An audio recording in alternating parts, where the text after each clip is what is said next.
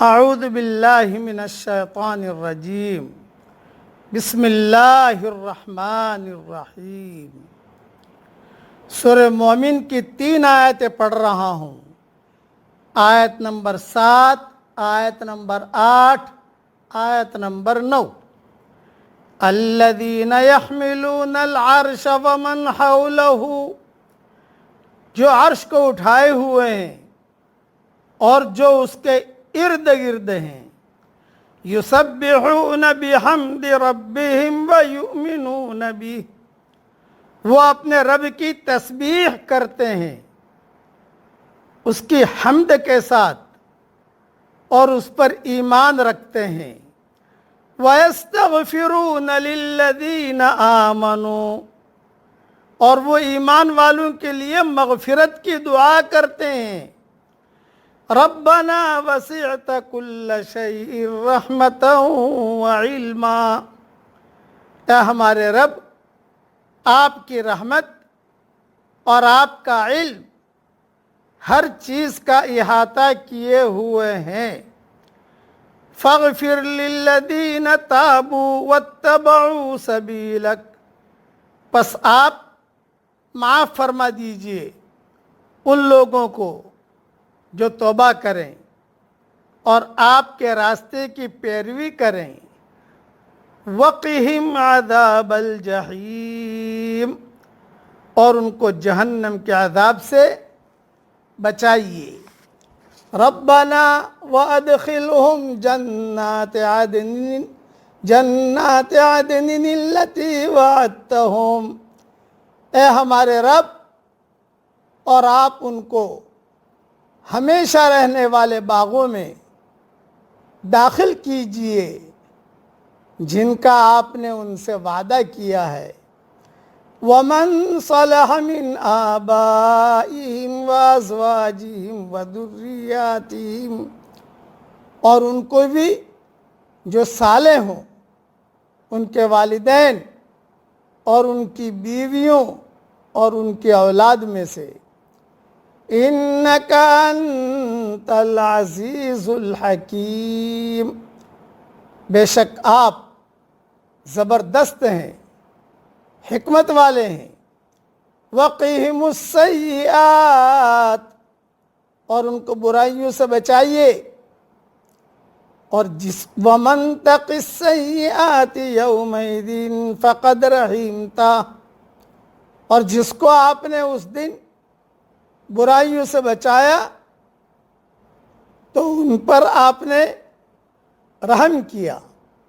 وَذَلِكَ هُوَ الْفَوْزُ الْعَظِيمُ، اور یہی بڑی کامیابی ہے۔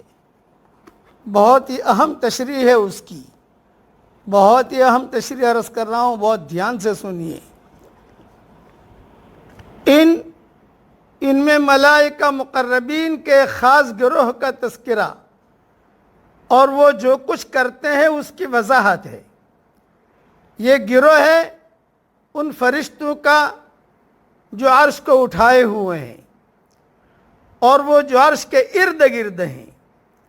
ان کا ایک کام یہ ہے کہ یہ اللہ کی تسبیح و تحمید کرتے ہیں، یعنی نقائص سے اس کی تنزیہ، کمالات اور خوبیوں کا اس کے لیے اثبات اور اس کے سامنے عجز تذلل یعنی ایمان کا اظہار کرتے ہیں۔ دوسرا کام ان کا یہ ہے کہ یہ اہل ایمان کے لیے مغفرت کی دعا کرتے ہیں۔ یہ اہل ایمان کے لیے مغفرت کی دعا کرتے ہیں۔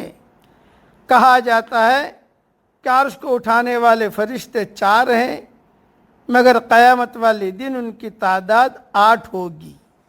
ابن کثیر میں مضمون موجود ہے۔ دعا کرتے ہیں کہ ان سب کو جنت میں جمع فرما دے تاکہ ایک دوسرے کو دیکھ کر ان کی آنکھیں ٹھنڈی ہوں۔ اس مضمون کو دوسرے مقام پر اس طرح بیان فرمایا گیا ہے: وَالَّذِينَ آمَنُوا وَاتَّبَعَتْهُمْ ذُرِّيَّتُهُمْ بِإِيمَانٍ أَلْحَقْنَا بِهِمْ الحقنا بہم ذریتہم وما علتناہم من عملہم من شیء۔ سورۃ طور کی آیت ہے۔ وہ لوگ جو ایمان لائے اور انہی کی پیروی ان کے اولاد نے ایمان کے ساتھ کی، ملا دیا ہم نے ان کے ساتھ ان کی اولاد کو، اور ہم نے ان کے عملوں میں سے کچھ کم نہیں کیا، یعنی سب کو جنت میں اس طرح یکساں مرتبہ دے دیا کہ ادنا کو بھی اعلیٰ مقام عطا کر دیا۔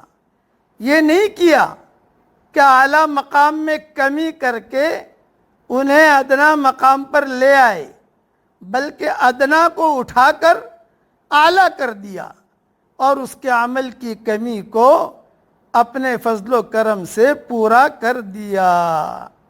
پھر یہ دعا بھی کرتے ہیں کہ آخرت کے عذاب سے بچ جانا اور جنت میں داخل ہو جانا یہ سب سے بڑی کامیابی ہے، اس لیے کہ اس جیسی کوئی کامیابی نہیں اور اس کے برابر کوئی نجات نہیں۔ ان آیات میں اہل ایمان کے لیے اہل ایمان کے لیے دو عظیم خوشخبریاں ہیں۔